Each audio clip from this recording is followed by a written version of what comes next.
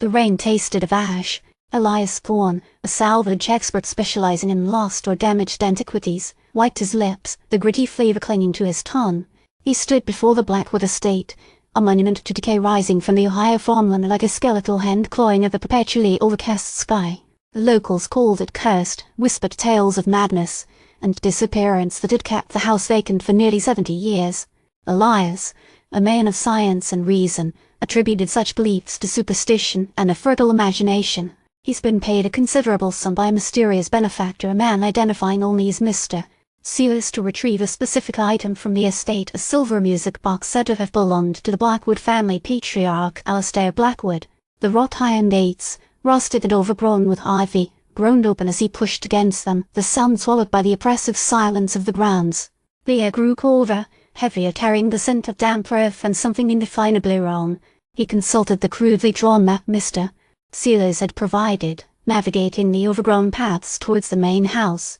The map indicated a hidden passage within the estate's old conservatory, the presumed location of the music box. He found the conservatory easily enough, a glass pane structure choked with dead vines and shattered panes. Inside, the air was thick with the smell of mildew and decay. The smoke danced in the weak light filtering through the remaining windows. Following the map, he located a loose stone behind a crumbling fountain. With a grunt of effort, he pried it free, revealing a narrow, descending passage. The passage was claustrophobic, the stone walls slick with moisture. Elias activated his carbide lamp, the beam cutting through the darkness. The air grew colder still, a palpable chill that seeped into his bones. He noticed carvings on the walls, intricate, disturbing patterns that seemed to writhe in the flickering light. They were the work of a simple mason.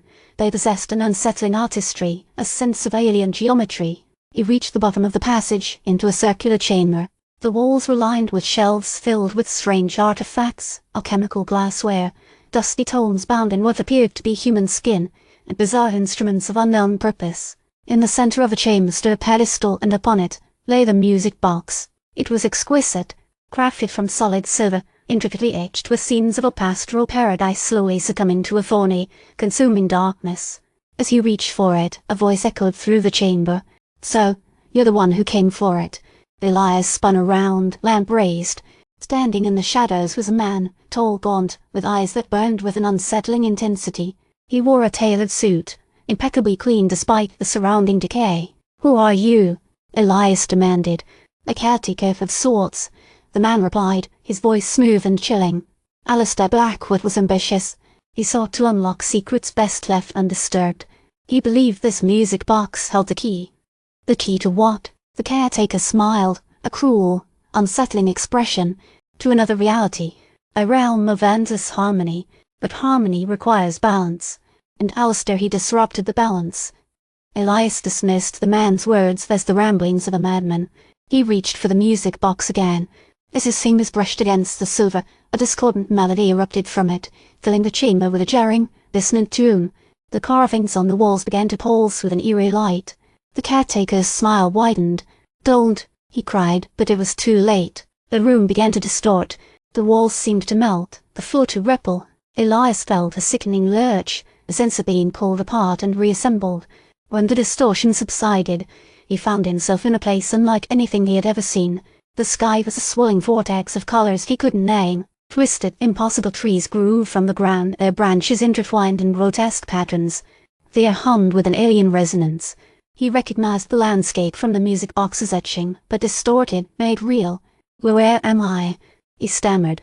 The caretaker appeared beside him, his eyes glowing with an unsettling light. "Welcome, Elias Thorne. You have arrived in the harmony, Alistair's harmony, a reality built on the shattered remnants of another." He gestured to the landscape. Alistair sought to create a perfect world, free from suffering and discord, but perfection requires sacrifice.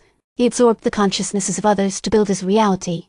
Their memories, their joys, their sorrows, all fuel for his creation. Elias realized with a chilling certainty that the harmony was a prison, a living nightmare built from the stolen lives of countless souls.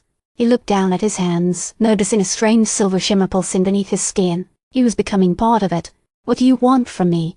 he asked, his voice trembling. The caretaker laughed. "Your knowledge, Thorne. Your understanding of our world. Alistair's creation is unstable. It requires constant maintenance. You will help me stabilize it. or become another note in its discordant symphony. Suddenly, a figure emerged from the twisted foliage, a woman, her eyes filled with a desperate plea. "He lies," she cried.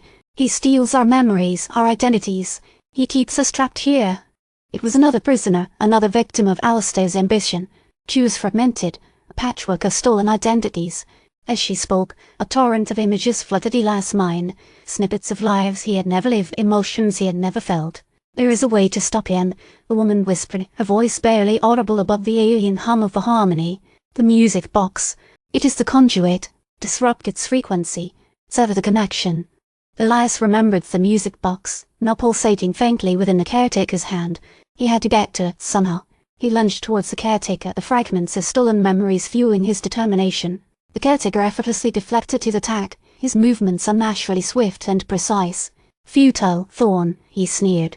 "You cannot comprehend the power you face." As they struggled, the landscape around them began to shift violently. The impossible trees writhed, the sky churned. A monstrous figure began to coalesce from the swirling colours, a being of pure dissonance and chaos.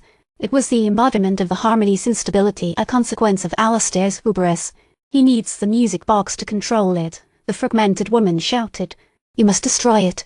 Disrupt the frequency." Elias saw his chance. He grabbed a shard of alchemical glass from the ground, focusing all his strength, and hurled it at the caretaker. The glass struck the caretaker's hand, sending the music box flying. He dove for the box, his fingers closing around the cold silver. Focusing on the discordant melody, he concentrated on disrupting it.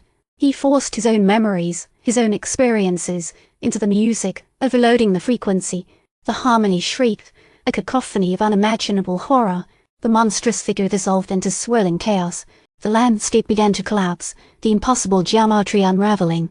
He felt himself falling, tumbling through a vortex of swirling colours. Then, with a jarring thud, he was back in the chamber beneath the Blackwood Estate, the air thick with the smell of mildew and decay. The caretaker was gone. The chamber was silent. He looked down at his hand. The silver shimmer was fading. He was free. He clutched the music box, its melody now faint, mournful whisper. He sealed the passage, collapsing the loose stone back into place. As he walked away from the Blackwood Estate, the rain had stopped. The sky was still overcast, but the air felt lighter, cleaner. He knew he couldn't tell anyone what had happened. They wouldn't believe him, but he also knew he couldn't simply discard the music box. It was a dangerous artifact, a gateway to a realm of unimaginable horror. He looked up at the sky, the faint silver of the music box reflecting in his eyes. He knew his journey was far from over. He had a responsibility now, a burden to bear. The harmony existed, and it would need to be watched, contained.